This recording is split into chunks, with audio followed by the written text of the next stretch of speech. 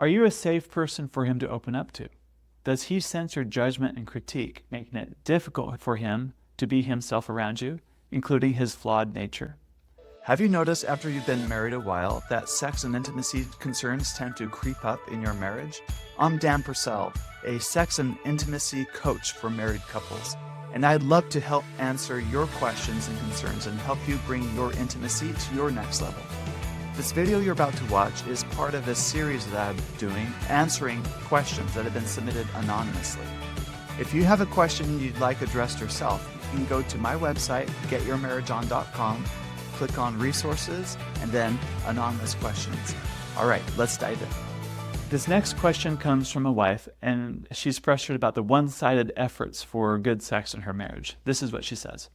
I feel like I'm the only one in our relationship that wants to strengthen it. Like, let's read relationship books so we can have better communication in a relationship. Or let's go on interesting dates, not just dinner and a movie. And let's listen to the Get Your Marriage On podcast about having a better sex life. He doesn't initiate any of these and isn't interested in it either. Our sex life stinks, and so does our physical affection towards each other. We've been married 21 years and have 5 kiddos, and it's been like this the whole time. I want our kids to see a loving relationship. It seems when I stop giving affection, it stops in general. I'm getting resentful, and I don't want to talk at all to him sometimes. I just want to give up. In all of this, I feel totally selfish too, like it's all about me and I don't want that, but I don't get much feedback from my husband, so I don't know what to do. What advice would you have for us? Thank you for this question. First of all, I encourage you to watch the free training I did last week about this very thing. You can find the free training on my website at getyourmarriageon.com and then click on free masterclass. For an hour, I do a deep dive on this very topic. Secondly, I encourage you to join our Get Your Marriage On program, and I'll link that in the show notes.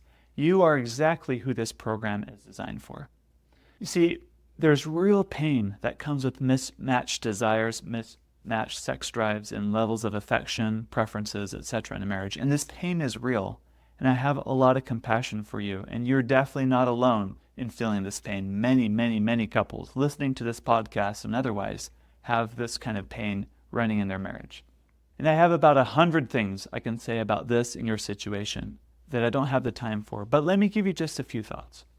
I want to ask you, how much of your mental and emotional energy are you putting in towards trying to change him or managing him so that he would be more affectionate towards you? What if you could channel all that energy into being a better version of yourself instead in this relationship? Wouldn't that feel a lot easier, a lot less anxious? What would happen if you honestly expressed what your experience is like in this relationship with him and all the hurt you feel? Just lay it all out on the table. Not to accuse him, not to blame him, but to be really transparent and let him know what hurt you've been hiding. What aspects do you both tend to hide or pretend aren't there in your relationship because it's more convenient not to address? But as a result of not addressing these important things, you live less authentically towards each other. Another question is, are you a safe person for him to open up to? Does he sense your judgment and critique, making it difficult for him to be himself around you, including his flawed nature? I have a story from a couple on my podcast. They were Darcy and Zach Spafford. And they were in a marriage situation where Zach turned to pornography when he was really stressed. And his wife had a very strong reaction against his pornography use. And so he kept it secret. And he would come home with other problems too, like work stress or things that were bothering him about other aspects of life. And his wife just told him to suck it up, like, don't complain. Like, she didn't want to hear his complaints. She didn't want to share his burdens with him. She wanted him to, quote unquote, be strong and handle it all on his own. Well, he felt very lonely. And one outlet that worked for him was using pornography, because in the few minutes he was using pornography, he felt great. He felt, powerful. He felt loved and desired, even though really he felt a lot of shame from using the pornography. He knew it wasn't great. And it was doubly shameful, especially when his wife got really upset at his usage of it. Now, the point of this isn't about pornography, but the point of it is this. One night, Darcy shares this story about she woke up in the middle of the night, find her husband sitting up in bed, and he's on his phone scrolling through a movie trying to find like the sexy scene inside of a movie. He was looking for a sexy scene. And instead of reacting so upset like she would normally do in that moment, for a moment she got a glimpse of this man who has a lot of burdens, who's really stressed, and who's really lonely. And, poor guy that dealing with all this, he chooses to look at pornography to deal with the stress. And it made her realize that she wasn't a safe person for him to open up to. In that moment, she decided to change her approach. So instead, she invited him to share your stress, share your burdens with me. And he was really reluctant at first.